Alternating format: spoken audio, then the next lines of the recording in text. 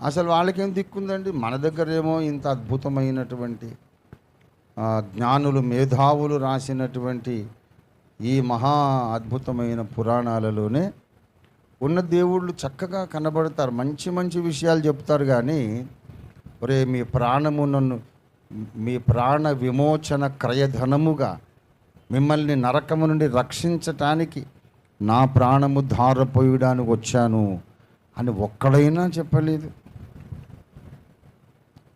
ఇంకా అన్నిటికంటే extra ordinary సంగతి, మన దేశంలో దేవుళ్ళు ఎన్నో అద్భుతాలు చేశారు.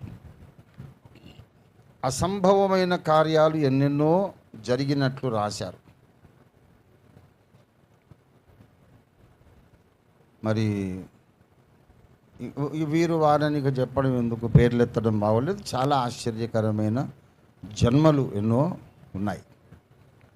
ఎన్నో అద్భుతాలు జరిగినట్లుగా రాశారు.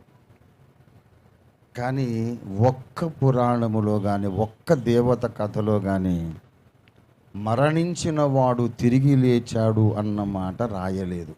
అందరి కాన్సెప్ట్ ఏమిటంటే మరణం అనేది that is the end of the story. మరణం అనేది ఆ మనిషి జీవిత కథకు సమాప్తి, శుభం కాటబడ్డట్టే, ఇక అయిపోయింది. దాని తర్వాత ఏముండదు.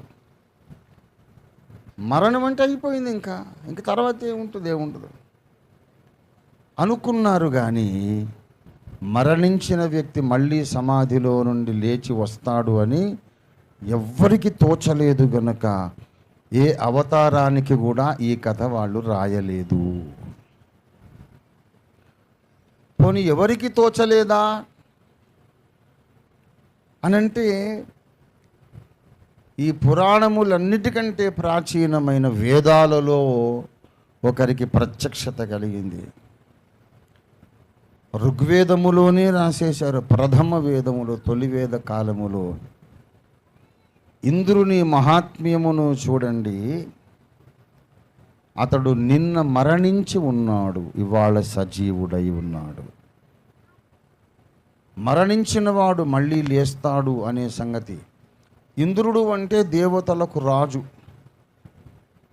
అతడు చచ్చిపోయి మళ్ళీ లేచాడు. అతని మహిమను చూడండి అన్నాడు ఒక వేద ఋషి.